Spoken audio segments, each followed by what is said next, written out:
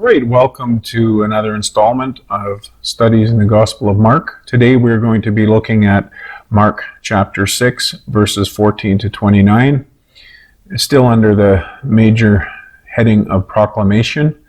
But today we will be looking at Herod's beheading of John the Baptist.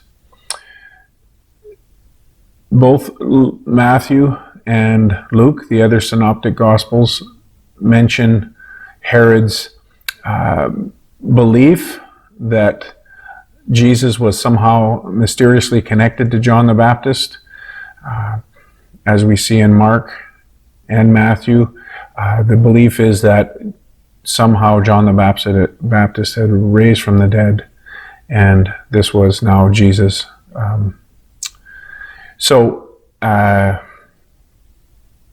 Luke does not go into details about John the Baptist at this point, but Matthew and Mark both give us the details of John the Baptist's death. In Matthew, it's found in chapters 14, from verse 3 to verse 12. It should also be noted that this marks the beginning of a new section in the Gospel of Mark, where Jesus basically withdraws from the Galilean ministry and focuses his attention rather on the disciples. As we look at who the participants are in this story, Herod is called a king in Mark, but that would just be a common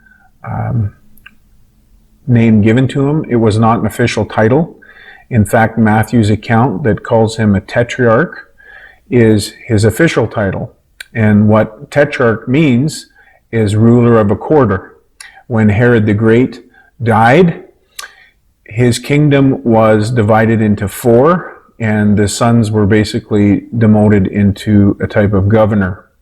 One of the sons was removed after a short period of time, and that is why in the Gospel Pilate is present, because one of the Herods had been removed and replaced with the governor, Pontius Pilate. The Herod that we have here in this passage is Herod Antipas, who ruled over Galilee and Perea. The Philip, Herod's brother mentioned in this passage, is not one of the four tetrarchs, although one of the four tetrarchs was named Philip. He is rather another son of Herod, so therefore a half-brother.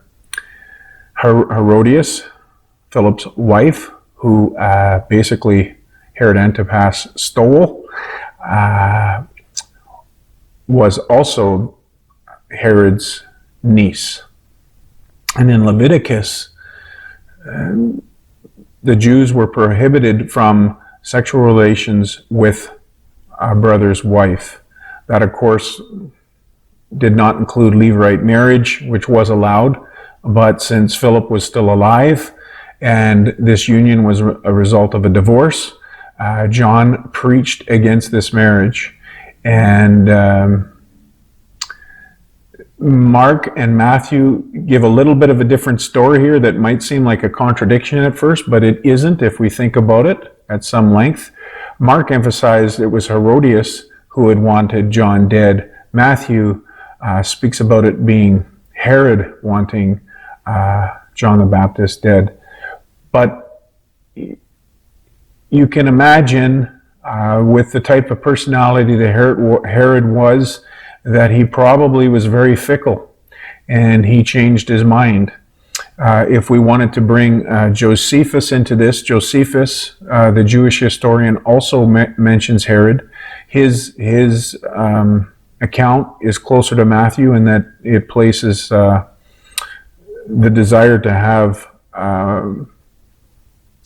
John the Baptist killed more on Herod, but the reality is that Herod is a fickle character, and so could at once be interested in John the Baptist and his message, and it kind of in awe of John's character, but at the same time resent him for his strong opposition to his marriage to Herodias.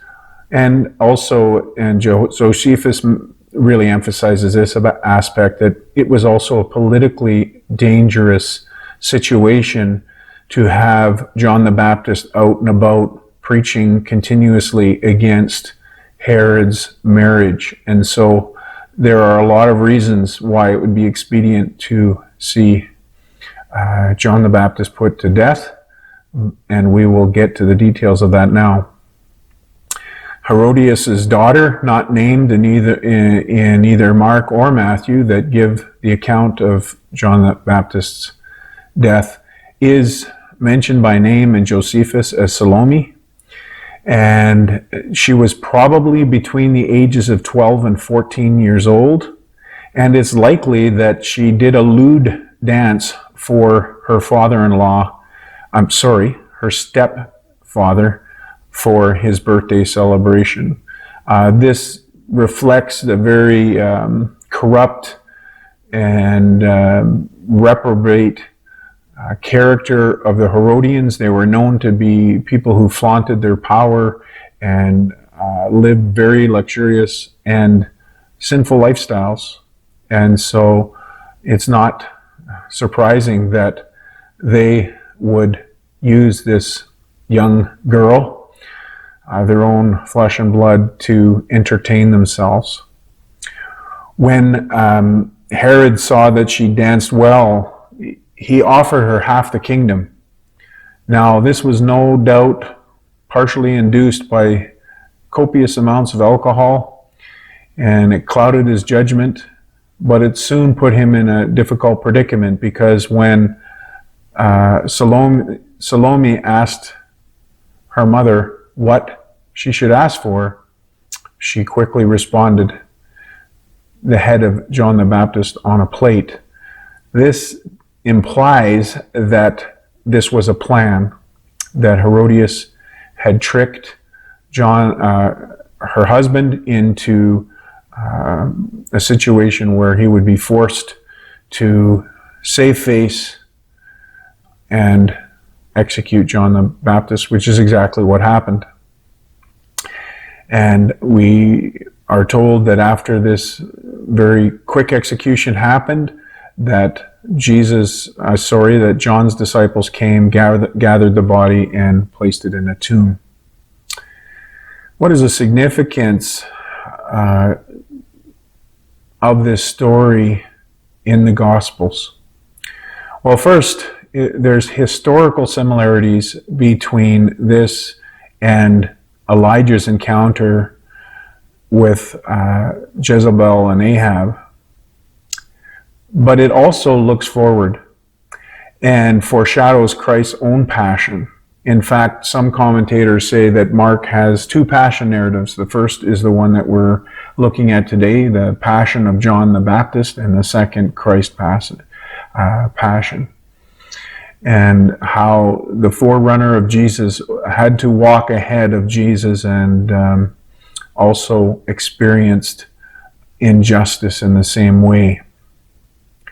But there's one other thing to mention too, and that's that Herod's extravagant party lifestyle as the king of the Jews will contrast with the simple meal of the true king coming up in the next section of the gospel, that will be consisting of bread and fishes that Jesus will multiply for his people.